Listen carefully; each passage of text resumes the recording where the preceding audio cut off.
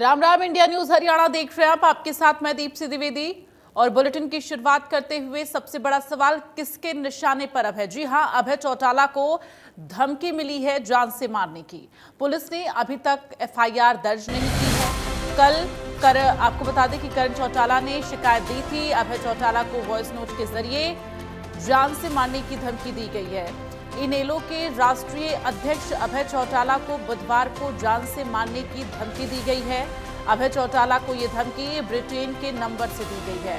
अभय चौटाला के बेटे कर्ण चौटाला को फोन पर वॉइस नोट भेजा गया, जिसमें बोला गया है कि पिता को समझा लो, वो हमारे रास्ते में ना आए, नहीं तो उनको भी प्रधान के पास भेज देंगे। धमकी मिलते ही बेटे कर्ण चौटाला ने चंडीगढ़ पुलिस को इसकी शिकायत दी है। हालांकि उनके बेटे की तरफ से जानकारी दी गई है कि अभी तक पुलिस की ओर से एफआईआर दर्ज नहीं की गई है। तो अभय चौटाला को आपको बता दें कि वॉइस नोट के जरिए जान से मारने की धमकी का मामला सामने आया है, जिसको लेकर उनके बेटे कर्ण चौटाला ने जैसे ही उस वॉइस नोट को सुना, तुरंत चंडीगढ़ पुलिस में शिकायत दर्ज कराई है। लेकिन उनकी तरफ से जानकारी ये भी दी गई है कि फिलहाल अभी तक कोई एफआईआर दर्ज नहीं हुई है। जो शिकायत पत्र लिखा है उसकी कॉपी आपको दिखा रहे हैं। तो अब सवाल यही कि किसके निशाने पर अब है, चूंकि जिस नंबर से वॉइस नोट भेजा गया है वो ब्रिटेन का नंबर है। ऐसे में ब्रिटेन के नंबर से किसने ये साजिश रची है, किसकी तरफ से ये वॉइस नोट भेजा गया है जिसमें अभय चौटाला को जान से मारने की धमकी दी गई है। अभय चौटाला हरियाणा की राजनीति के जाने माने चेहरे हैं और एक उनका ओहदा है। ऐसे में उनको जान से मारने की जो धमकी दी गई है, सुरक्षा को लेकर अब सवाल उठने लगे हैं। विपक्ष भी लगातार इसको लेकर हमलावर है और सुरक्षा मुहैया कराने और साथ ही जो तमाम राजनीतिज्ञ हैं उनके सुरक्षा की जिम्मेदारी सरकार की होगी, इन बातों का जिक्र किया जा रहा है। तो अभय चौटाला को जान से मारने की जो धमकी दी गई है वो आपको बता रहे हैं। और इस वक्त ज्यादा जानकारी के लिए रुक करेंगे विपिन परमार, इनपुट एडिटर हमारे साथ लाइव जुड़ गए हैं। विपिन, जिस तरह से अभय चौटाला को जान से मारने की धमकी दी गई है, अब बड़ा सवाल यही कि आखिर किसके निशाने पर अभय चौटाला, चूंकि जिस नंबर से वॉइस नोट भेजा गया वो यूके का नंबर, वो ब्रिटेन का नंबर है। देखिए बिल्कुल, और इस पूरे मामले में जिस तरीके से अभी तक एफआईआर दर्ज नहीं की गई है उसको लेकर देखना होगा कि इनेलो का रुख किस तरीके से रहता है। अभय चौटाला के परिवार की ओर से जो शिकायत दी गई थी, करण चौटाला की ओर से लिखती रूप में सेक्टर 3 चंडीगढ़ पुलिस स्टेशन में शिकायत दी गई थी और कल भी यही बात उनकी ओर से कही गई थी कि शिकायत दर्ज तो कर दी गई लेकिन एफआईआर दर्ज नहीं की गई है। अब चंडीगढ़ पुलिस आखिर किस बात की तस्दीक कर रही है, कितना समय उन्हें एफआईआर दर्ज करने में लगेगा, ये देखने वाली बात रहेगी और इस पर परिवार की प्रतिक्रिया क्या आती है ये भी देखने वाली बात रहेगी। फिलहाल की अगर बात करें तो परसों रात तकरीबन 10:53 पर 44+44 कोड यानी कि जो कि यूके कोड है, इंटरनेशनल कोड है, वहां उस नंबर से कॉल आता है करण चौटाला के फोन पर, अभय चौटाला के पर्सनल जो असिस्टेंट हैं रमेश, उनके फोन पर।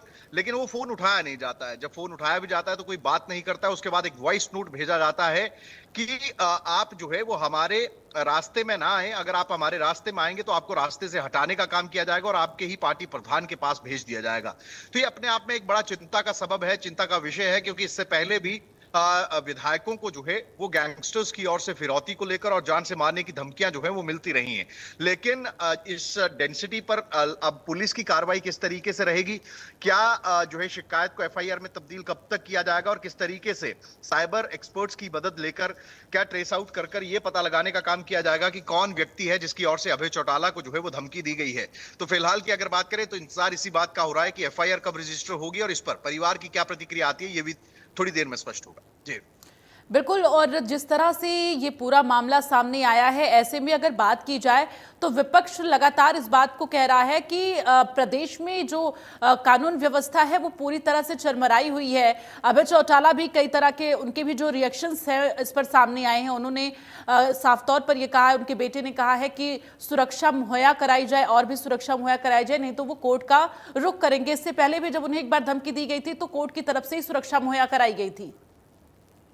मुख्यमंत्री का कल इस पूरे प्रकरण पर बयान आया। उनकी ओर से स्पष्ट तौर पे ये कहा गया कि सरकार की एक पॉलिसी है कि अधिक जो अपराधी हैं उनको प्रदेश में नहीं रहने दिया जाएगा, और इस तरीके की अगर धमकी आई है तो उसकी तमाम जांच जो है वो करवाई जाएगी, और जो भी उपरोक्त अपराधी होगा या जिसकी ओर से धमकी देने का काम किया गया है उसको पकड़ने का काम किया जाएगा।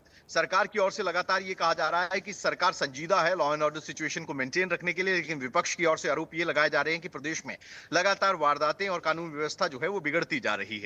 अब आमने सामने सरकार और विपक्ष है, ऐसे में विधानसभा का मानसून सत्र भी आना है। उसमें किस तरीके का हंगामा देखने को मिलता है, किस तरीके से जो है वो सत्ता पक्ष और विपक्ष इस पूरे मुद्दे पर आमने सामने होते हैं, ये तो विधानसभा के सत्र के दौरान पता चलेगा। लेकिन फिलहाल की अगर बात करें तो मुख्यमंत्री की ओर से जो है ये कहा गया है कि इस पूरे मामले की संजीदगी को समझते हुए और प्रदेश में एक जो सुरक्षित वातावरण प्रदेश की जनता को दिया जा सके, इसको लेकर लगातार सरकार और पुलिस जो है वो काम कर रही है। जी चलिए, तमाम जानकारी के लिए विपिन बहुत बहुत धन्यवाद आपका। अपनी नजर बनाकर रखिएगा, तमाम जो अपडेट है वो अपने दर्शकों को देते रहेंगे क्या, और इंतजार इस बात का कि आखिर कब तक एफआईआर दर्ज की जाएगी इस पूरे मामले को लेकर। लेकिन अब आपको ग्राफिक्स के जरिए बताते हैं कि आखिर अभय चौटाला है कौन, किस तरह से हरियाणा राजनीति में उनका ओहदा है। आपको बता दें, पूर्व उप प्रधानमंत्री चौधरी देवीलाल के पोते हैं, हरियाणा के पूर्व मुख्यमंत्री ओपी चौटाला के बेटे हैं। और आपको बता दें कि अभय चौटाला खुद भी 4 बार विधायक और 2 बार उपचुनाव वो जीत चुके हैं, तो हरियाणा की राजनीति में एक अच्छा खासा मुकाम है अभय चौटाला का। हरियाणा विधानसभा में नेता प्रतिपक्ष भी रह चुके हैं अभय चौटाला। तो ऐसे में अभय चौटाला को जान से मारने की धमकी दी गई है, तो निश्चित तौर पर बेहद गंभीर विषय है, और जिसको लेकर लगातार अब हरियाणा के मुख्यमंत्री की तरफ से भी स्पष्ट कर दिया गया है कि कोई भी अपराधी हो, जो भी हो, उसे बख्शा नहीं जाएगा।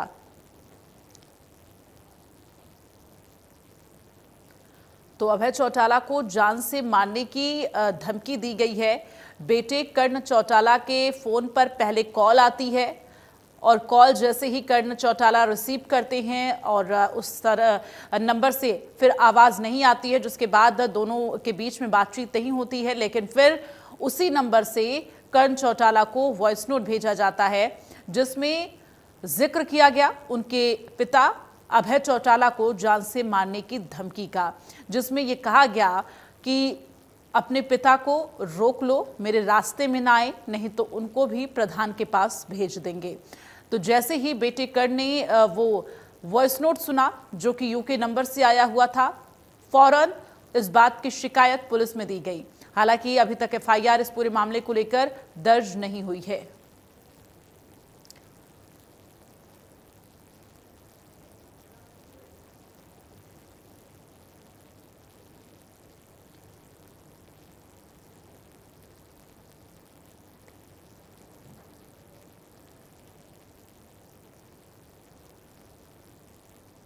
वहीं पिता अभय चौटाला को धमकी मिलने के बाद बेटे कर्ण चौटाला ने मामले की शिकायत पुलिस को दी है।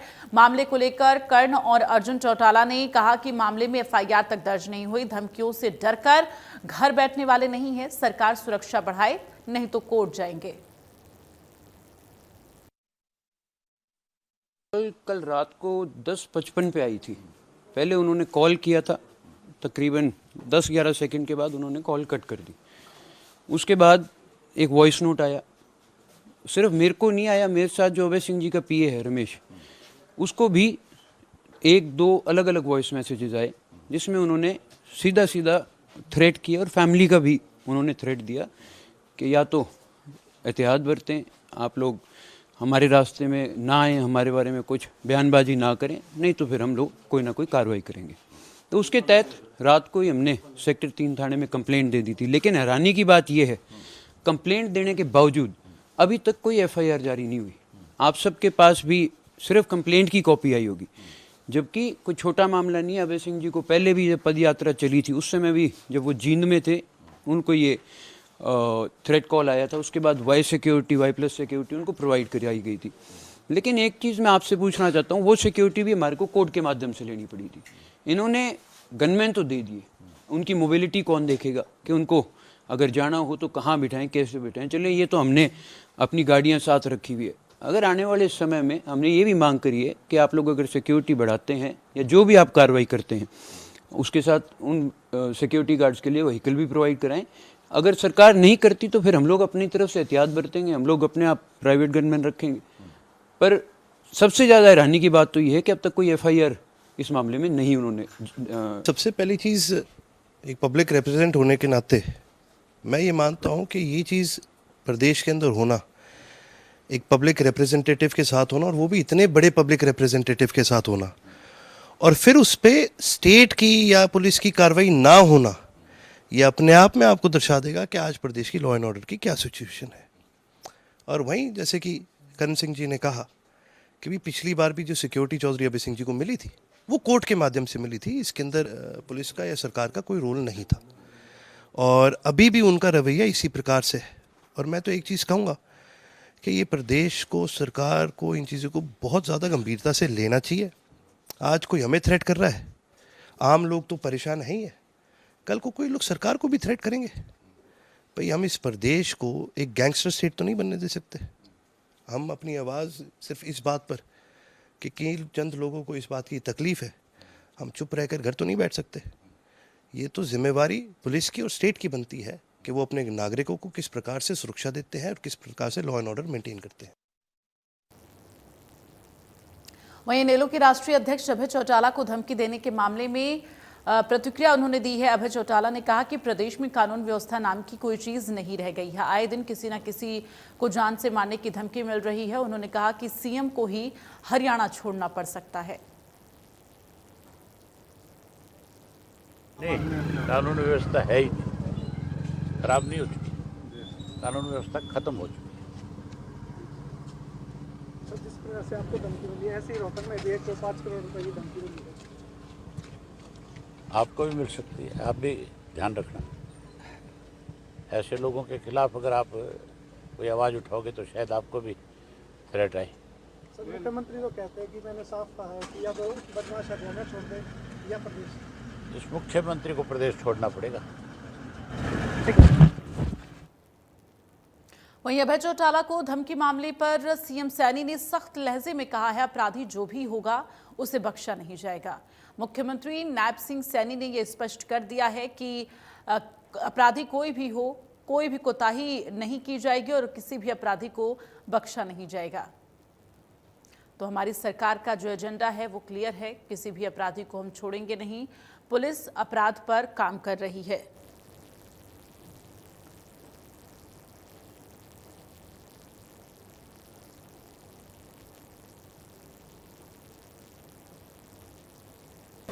जो भी अगर कोई इस प्रकार का विषय है, पुलिस सख्ताई से काम करेगी, उसमें कोई कोताही नहीं है। किसी प्रकार की कोई कोताही नहीं है। हम बार बार कह रहे हैं, हमारी सरकार का एजेंडा क्लियर है, हमारे पुलिस अधिकारी लगे हुए हैं। अगर कहीं पर भी थोड़ी शिकायत आप देख रहे हैं, किसी ने भी घटनाक्रम को अंजाम दिया है, क्योंकि किसी के दिमाग के अंदर क्या फीड है किसी को नहीं पता, और अगर कोई घटना को अंजाम देता है तो उसको तुरंत कार्रवाई हो रही है। अगर कार्रवाई ना हो तब तो उसके ऊपर विषय है, परंतु तत्परता से हमारी पुलिस उसके ऊपर कार्रवाई करती है और उसको सलाखों के पीछे भी पहुंचाने का काम हम गति से करेंगे, हमने कहा। वहीं कांग्रेस सांसद कुमारी सैलजा ने भी अभय चौटाला की धमकी पर कहा है कि हरियाणा में क्राइम का जो ग्राफ है बढ़ा है, अपराधी नेताओं को भी धमकी दे रहे हैं, सुरक्षा देना सरकार की जिम्मेदारी है।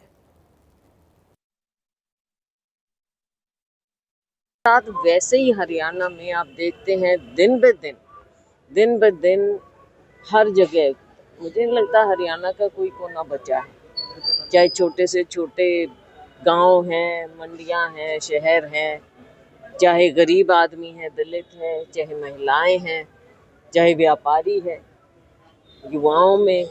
सरकार इस चीज़ को क्यों नहीं देख रही है कि ये क्या ऐसे क्यों हो रहा है? ऐसे तो इतना डर और भय का वातावरण आम नागरिक में क्यों है? डर और भय तो जो क्रिमिनल होते हैं उनमें होना चाहिए। तो ये क्या कारण है? भाई आम नागरिक हो या फिर राजनीतिक हो, आज ऐसा कैसा माहौल है?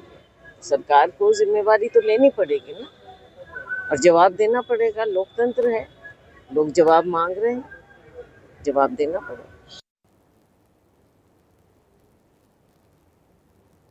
और चलिए आगे बढ़ते हुए बात करेंगे, यमुनानगर में कांवड़ियों ने रोड